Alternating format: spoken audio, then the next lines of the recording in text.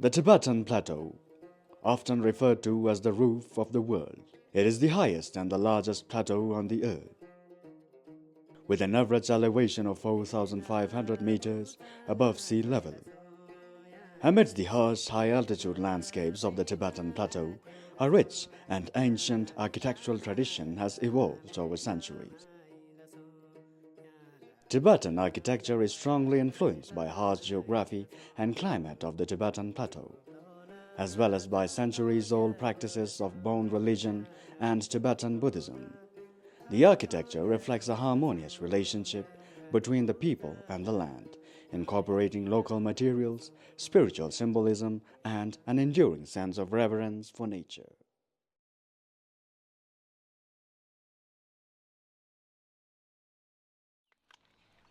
Before initiating any constructions, the Tibetans seek consultation from the monk and astrologer to decide a date to perform the groundbreaking ritual.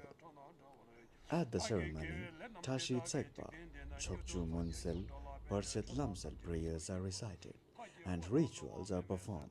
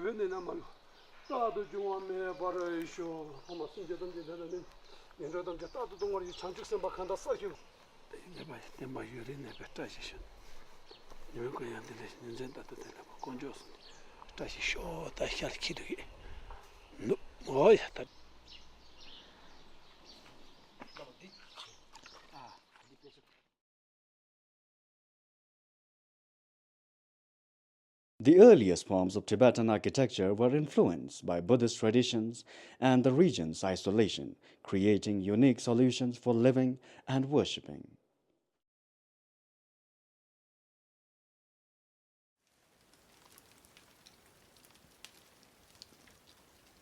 Willow trees are harvested in the early spring, before the bud starts to shoot on the branches.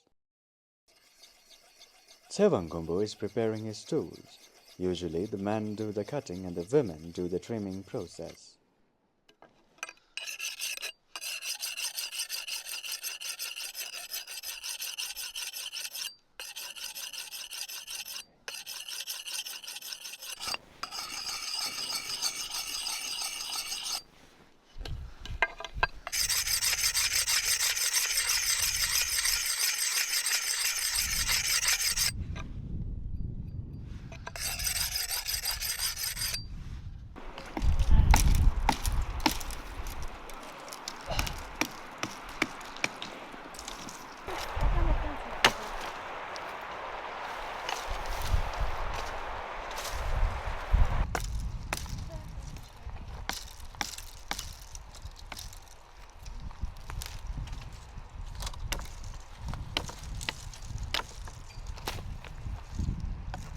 All straight and non-straight willow branches are separated.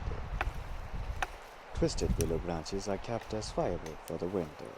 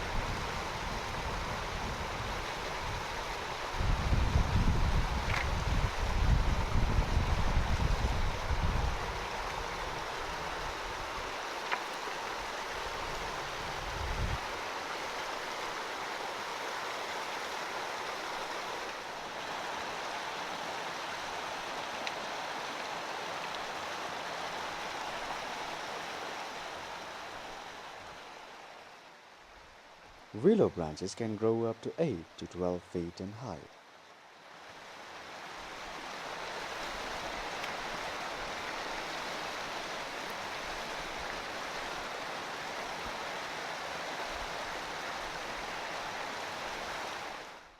All straight willow branches are soaked inside the water for weeks, making it easier to peel off the bark.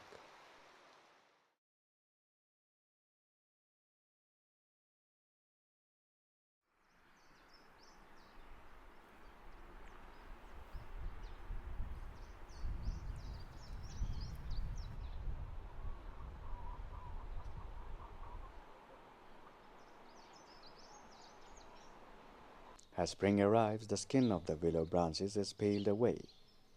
Once dried, each talu is cut into 30 to 45 centimeter shoots for roofing requirements.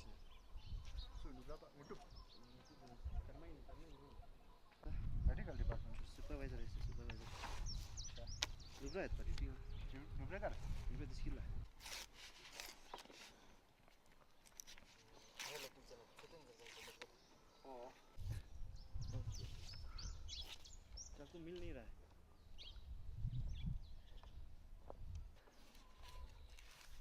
तो भी allow shoot चंद तो अच्छा YouTube channel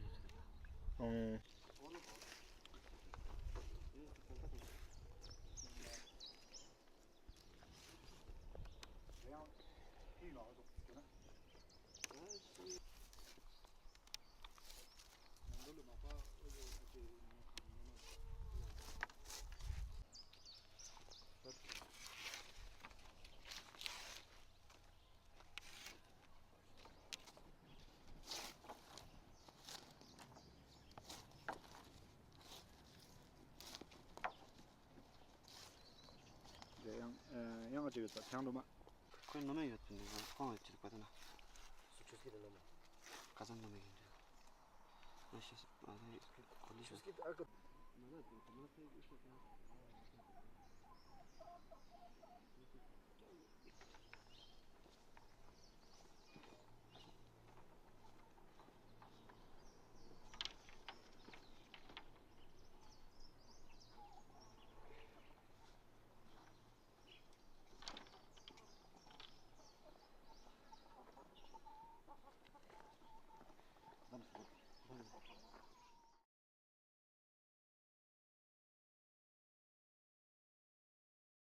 The site area for making mud bricks is usually near the river or soil which has high clay and silt contents.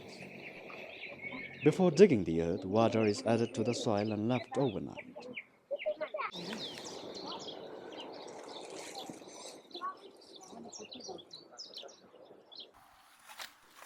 Next morning, a proper mixture is done using a shovel, making sure that water seeps through the clay.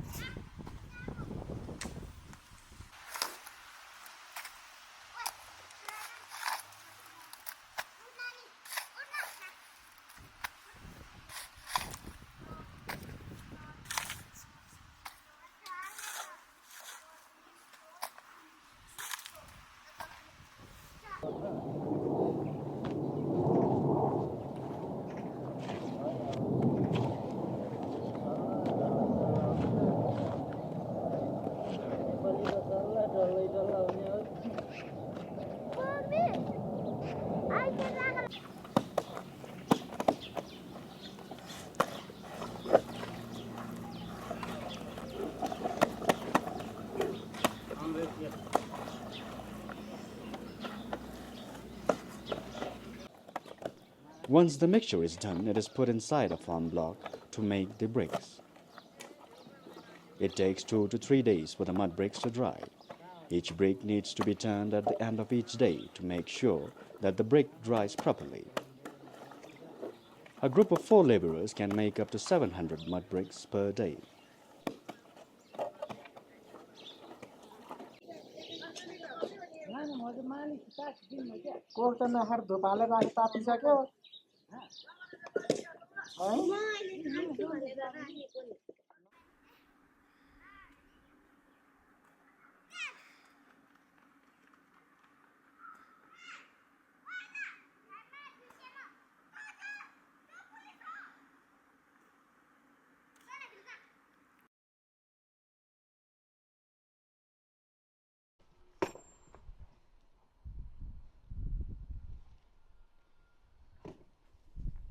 Stones are widely used for construction in all villages as they are readily available. In some cases, entire houses are built with stones for various reasons. In Ladakh, granite is the top choice for constructing the foundation due to its abundance and durability. Each boulder is broken into pieces by the laborer as per requirements.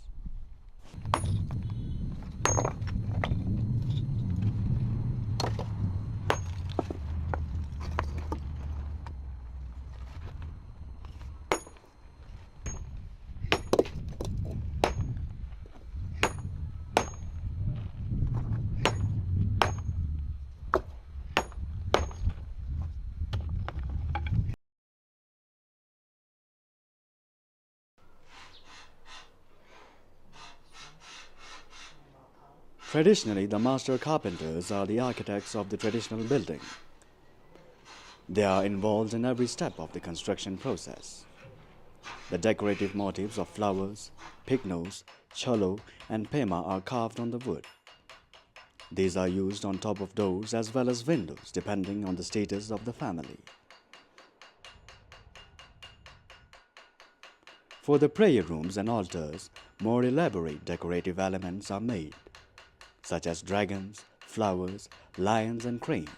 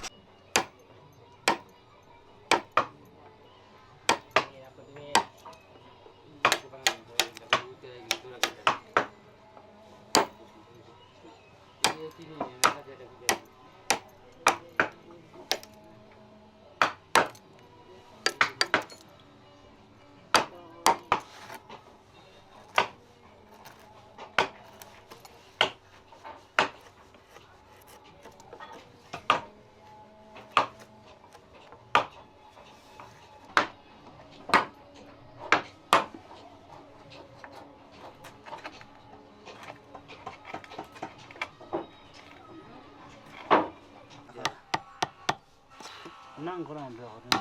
Tahu itu. Kami tak mahu tahu itu masalah. Kamera tu ini. Minggu ini macam ni. Minggu. Minggu ini macam. Kamera dah tak zituk sih.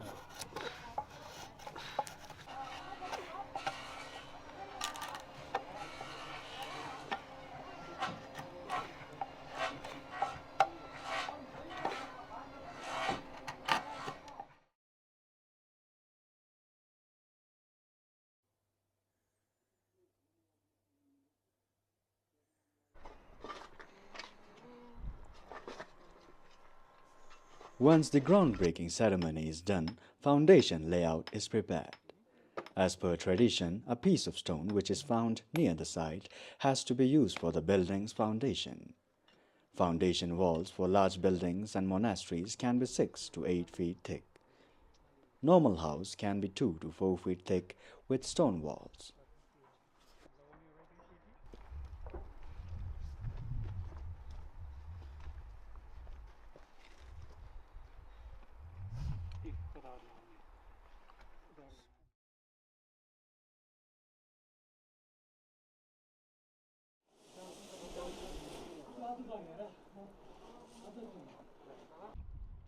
Once the walls are up, the roofing is laid.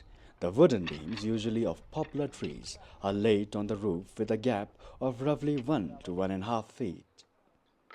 On top of the wooden beam, straight talu is laid one by one.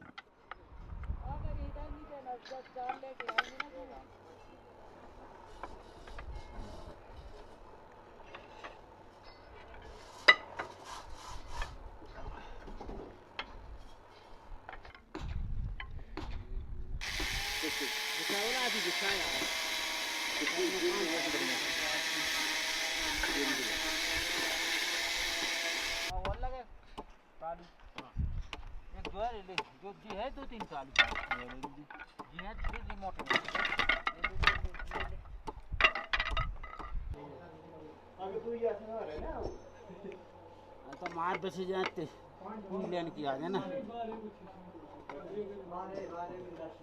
हाँ फैसा जी डाल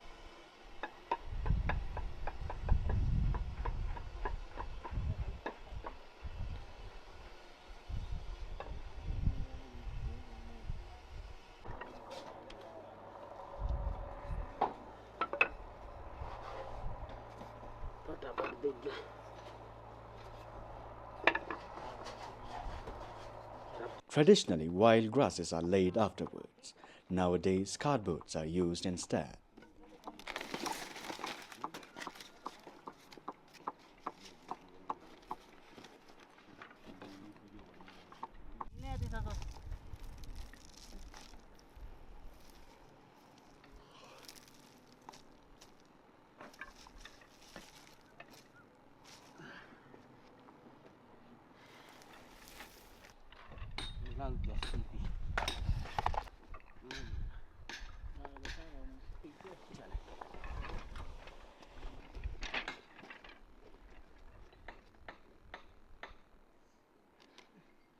माटी डाले तो टालू बिठाया जा रे इन्हें जेब तो बात है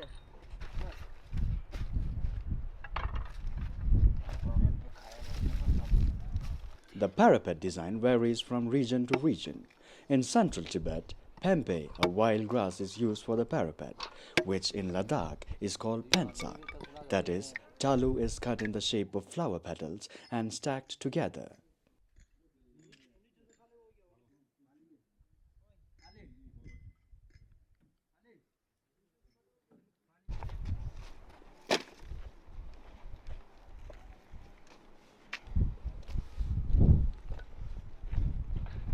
बूढ़ा ही निकाल तो बूढ़ा साथ की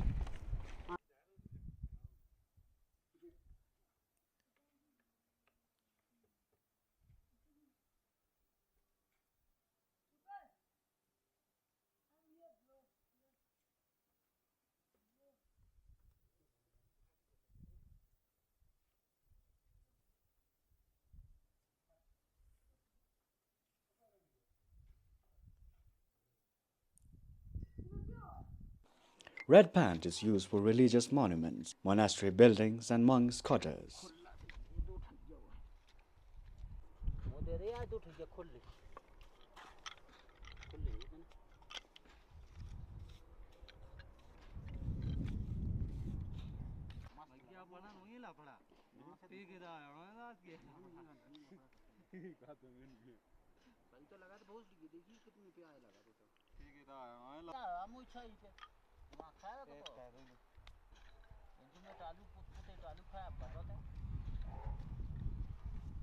दोस्त पका जल्दी आलू बन गई तो आलू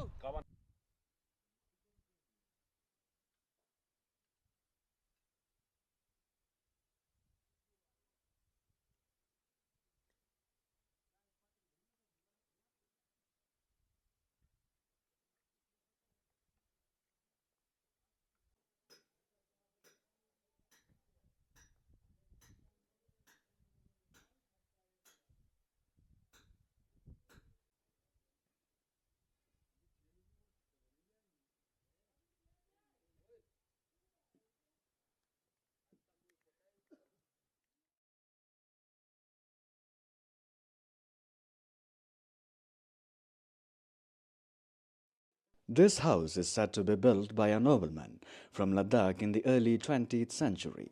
According to the family member, this house is said to be inspired or replicated from an aristocratic house in Lhasa below the Potala Palace.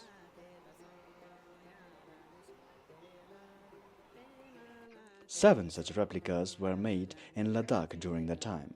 This is one of the best preserved buildings at the moment. The entrance of the house is facing towards the east as per astrology. An area of courtyard is dedicated to cattle during the summer.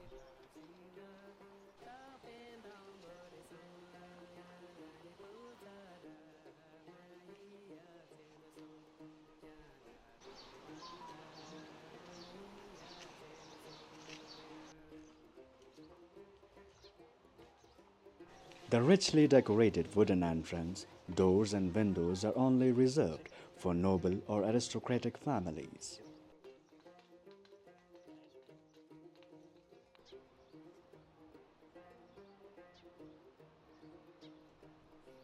The wall at the ground level is thickest and it becomes thinner as the floor goes up. That's why the building has a slightly sloped design. Windows usually have black borders with woods stacked on the top. The ground floor is dedicated as a cattle shed and a granary, storing barley, wheat and peas.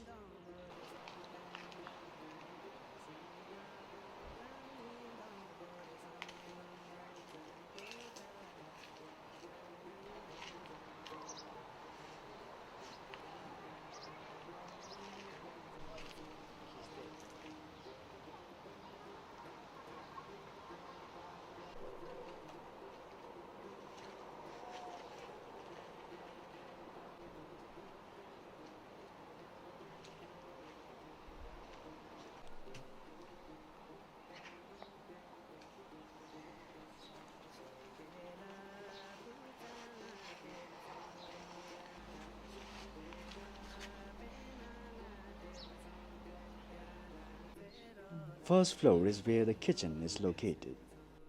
The black hearth is made entirely of clay and polished with oil. This is the place where family members gather for food and sit by the fire.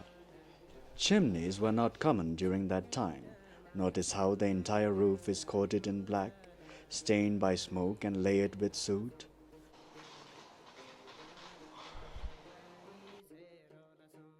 𝙏𝙤𝙚 or 4 pillars and 8 beam houses are considered the house of very wealthy families. Around 5 to 8 feet of distance is kept between each pillars or the walls. Interior of the house is painted with different colors.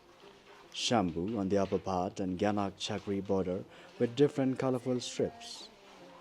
The evenness of the talu's thickness is striking, reflecting the significant effort needed to accomplish this level of craftsmanship in that era.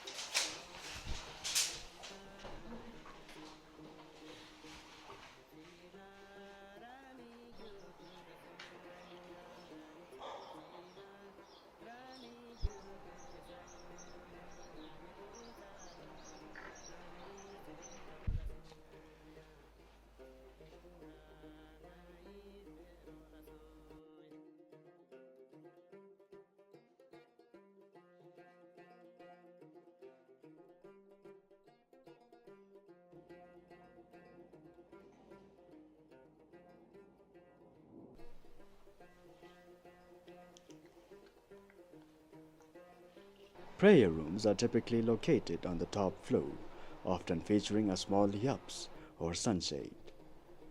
These serves as functional spaces during rain and can also be used for drying fruits, cheese, medicinal herbs, or for storage.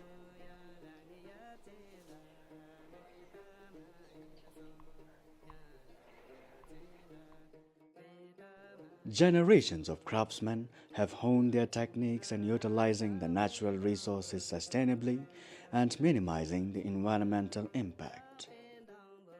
As the world changes due to rapid modernization and global connectivity, Tibetan vernacular architecture remains a testament to the enduring spirit of a people who have always lived in harmony with their environment.